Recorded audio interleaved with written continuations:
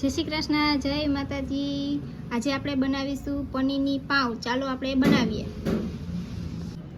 ચાલો આપણે જો પાઉં લીધું છે, હવે આપણે આને કટ કરીશું।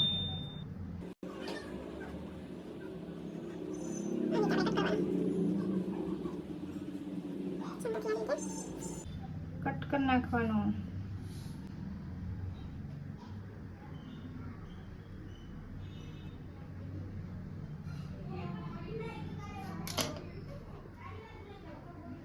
ચાલો જો પાવ આ કટ થઈ ગયું છે, આવી રીતે ધીમે ધીમે કટ કરી નાખવાનું। હવે આપણે ગ્રેવી બનાવશું। ચાલો આપણે બનાવીએ। ચાલો આપણે ગ્રેવી બનાવશું। ગેસ ચાલુ કરશું।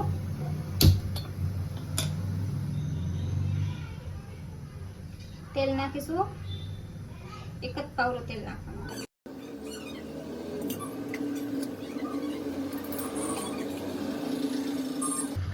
હવે આપણે એમાં આદુ ને લસણની પેસ્ટ નાખીશું।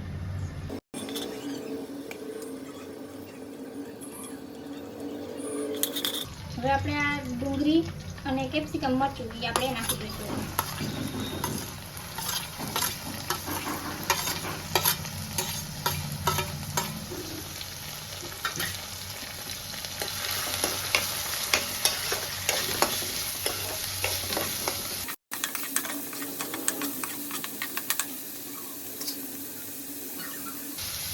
હવે આપણે એમાં ટમેટાની આ પ્યુરી બનાવેલી છે એ આપણે નાખીશું એમાં।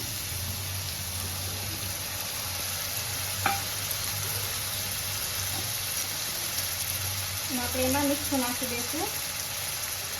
મીઠું નાખી દઈશું સ્વાદ અનુસાર, એટલે સરસ ચડી જાય એમાં।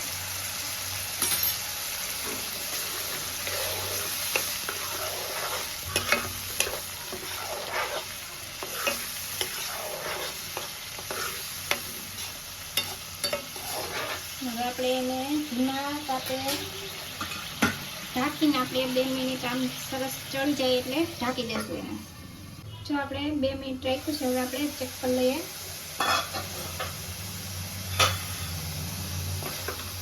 જો થઈ ગયું છે, એટલે આપણે એમાં પનીરના ટુકડા નાખી દઈશું। શેઝવાન ચટણી છે એ આપણે નાખીશું।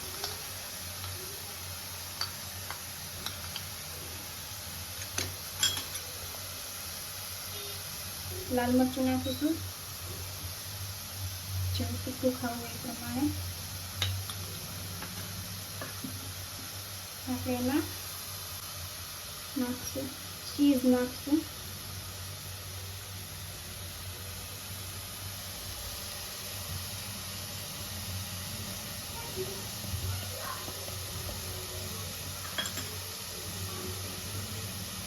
હવે આપણે મલાઈ નાખીશું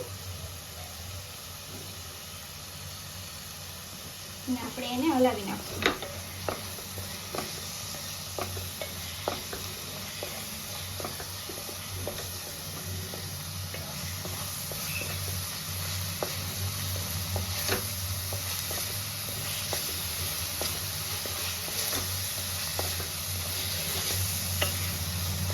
જો થઈ ગઈ છે, ગેસને આપણે હવે બંધ કરી દઈશું અને ગ્રેવી આપણી તૈયાર છે।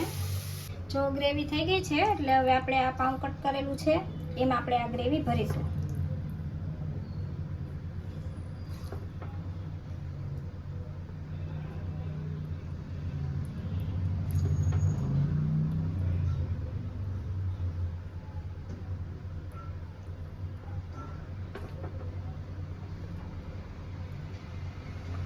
જો ભરાઈ ગઈ છે, હવે આપણે આ પાઉંને શેકી લઈશું।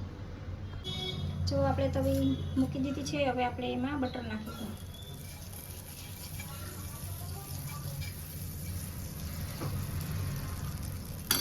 હવે આપણે એની ઉપર પાઉં મૂકી દઈશું।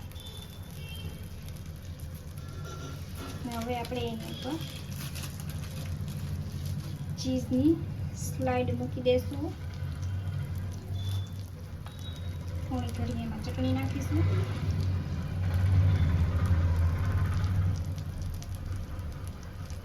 કોથમરી છાંટીશું। હવે આપણે એને ઢાંકી દઈશું। જો 1 મિનિટ થઈ ગઈ છે, આપણે ગેસને કરી દીધો બંધ. હવે આપણે જોઈ લઈએ. જો તૈયાર છે. હવે આપણે આને પ્લેટમાં કાઢી લઈશું. ચાલો કાઢી લઈએ. જો બની ગયું છે પનીરની પાઉં. જો તમને મારો વિડીયો ગમ્યો તો લાઈક કરો, શેર કરો અને સબસ્ક્રાઈબ કરો. જય શ્રી કૃષ્ણ.